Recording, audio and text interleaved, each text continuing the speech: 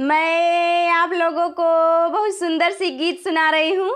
आप लोग जरूर सुनिएगा।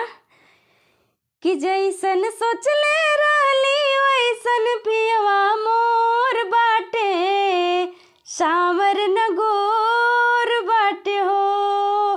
थोड़े छरहर पातर मोटे, थोड़े थोड़ बाड़े, सावर न गोर बाटे हो। बाटे गोरे गोरे गाल, कोमल ओठ लाले लाल, हंसले त गलिया पे होई जाला खाल। कि जैसन सोचले रहली वैसन धनिया मोर बाड़ी, सावर न गोर बाड़ी हो।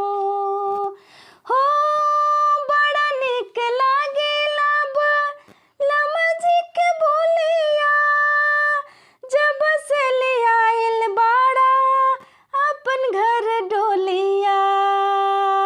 हो बड़ा निक लागेला लमजी के बोलिया, जब से लियाइल बाड़ा अपन घर डोलिया।